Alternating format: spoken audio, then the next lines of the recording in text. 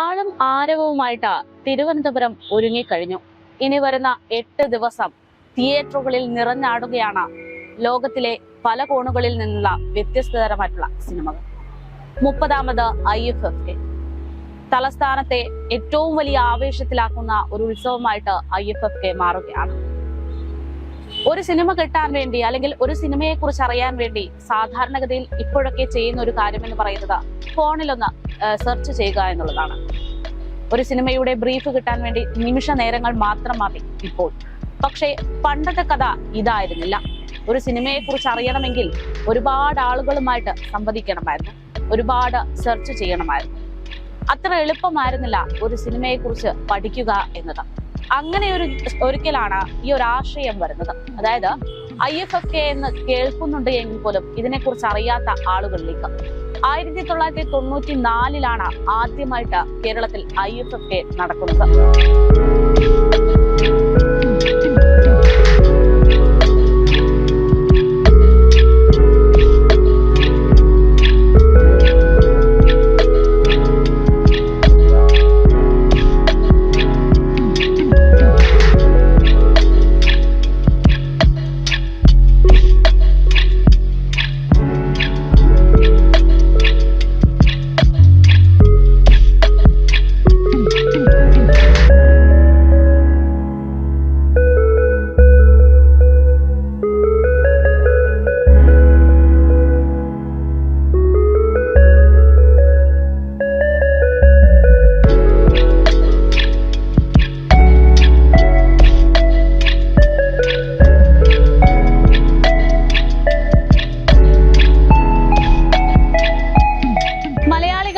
തവണയെങ്കിലും ആസ്വദിക്കേണ്ടുന്ന, എക്സ്പീരിയൻസ് ചെയ്യേണ്ടുന്ന ഒന്ന് തന്നെയാണ് ഈ ഫിലിം ഫെസ്റ്റിവൽ.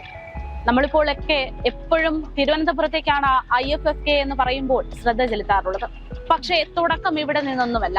1994 K കരുണാകരന്റെ മുഖ്യമന്ത്രിയായിരുന്ന കാലത്താണ് IFFKക്ക് തുടക്കം കുറിക്കുന്നത്. അന്ന് കോഴിക്കോട് വെച്ചായിരുന്നു ആദ്യ ഫെസ്റ്റിവൽ നടക്കുന്നതും. പിന്നീട് അങ്ങോട്ട് സൗകര്യങ്ങളും തിയേറ്ററുകളുടെ അവൈലബിലിറ്റിയും ജനങ്ങൾക്ക് എത്തിപ്പെടാനുള്ള സൗകര്യങ്ങളും ഒക്കെ പരിഗണിച്ചുകൊണ്ട് തിരുവനന്തപുരത്തേക്ക് എത്തുകയായിരുന്നു.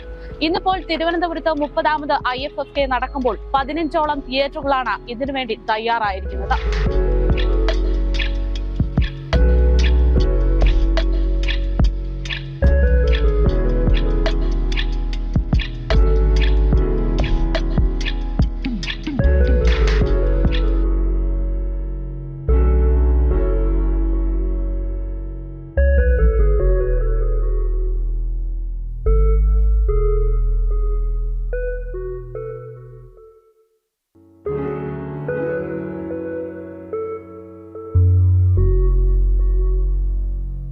മലയാള സിനിമയിലെ ഏറ്റവും അഭിമാനമായിട്ടുള്ള സുകുമാരൻ നടനായിരിക്കുന്ന കാലത്താണ് IFFKക്ക് തുടക്കം കുറിക്കുന്നത്.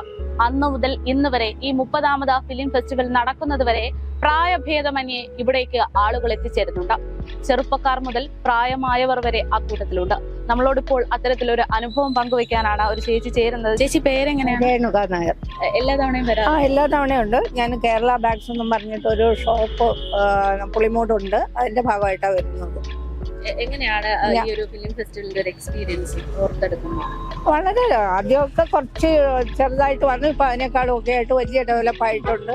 എല്ലാവരും നല്ല സ്നേഹമാണ്. പ്രത്യേകിച്ച് ചലച്ചിത്ര അക്കാദമിയിലുള്ള എല്ലാവരും നല്ല സഹകരണമാണ്. നമുക്കെല്ലാം സപ്പോർട്ട് ചെയ്യുന്നുണ്ട്. ഞാനും എന്നെ പോലെ തന്നെ ഒരു സാഫർ എന്ന് പറഞ്ഞിട്ട് ഒരാളും ബാഗിൻ്റെ ഉണ്ട്. അവരൊക്കെ എല്ലാം സപ്പോർട്ട് ചെയ്യുന്നത് ഇവരാണ്.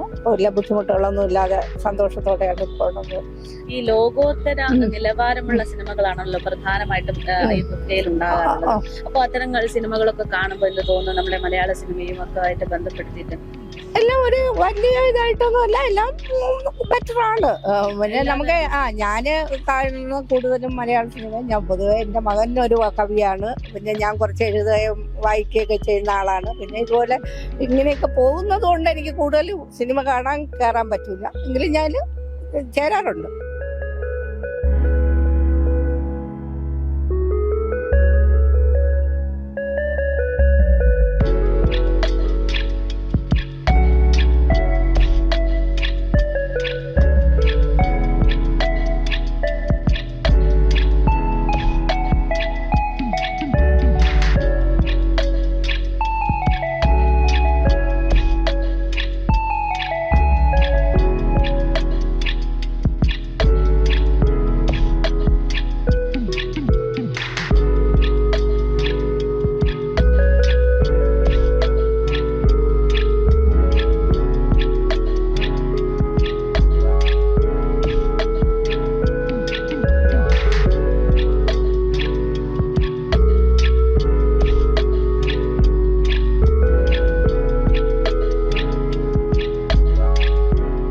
മുൻകാലങ്ങളിൽ സിനിമയെ ഇഷ്ടപ്പെടുന്ന, സിനിമയെ അറിയാൻ ആഗ്രഹമുള്ളവർക്ക് മാത്രമുള്ള ഒരു വേദിയായിരുന്നു IFFK എങ്കിൽ ഇന്ന് എല്ലാ തലമുറയിലുള്ള ആളുകൾക്കുമുള്ള പ്രധാനപ്പെട്ട ഒരു ആഘോഷ വേദിയായി കൂടെ IFFK മാറുന്നുണ്ട്.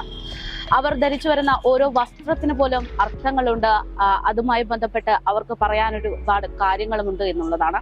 ഒരുപാട് ട്രെൻഡുകളുടെ ഒരു കലവറ കൂടെയായിട്ട് IFFK മാറാറുള്ളത് പലപ്പോഴും ശ്രദ്ധേയമായിട്ടുണ്ട്. എന്തായാലും അത്തരത്തിലുള്ള ഒരുപാട് കാഴ്ചകളിലേക്കാണ് ഇനി വരുന്ന 8 ദിവസം നിങ്ങളെ കൂട്ടിക്കൊണ്ടുപോകുന്നത്.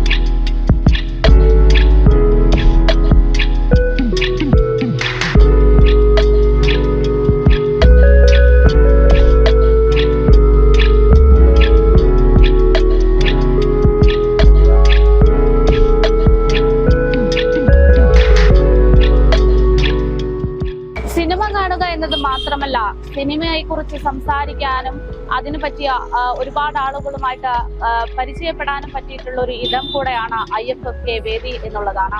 ഒരു സിനിമയിലേക്ക് എത്താൻ ആഗ്രഹമുള്ള സാധാരണക്കാരന് ഏറ്റവും സഹായമാകുന്ന ഒന്നായിട്ട് കൂടെ ഈ ഒരു വേദി മാറും. എന്തായാലും ഇന്ന് വൈകുന്നേരത്തോടെ IFFKക്ക് തിരിതെളിയുകയാണ്. തലസ്ഥാന നഗരി ഇനി 8 ദിവസം സിനിമയിലൂടെ കടന്നു പോകുകയാണ്.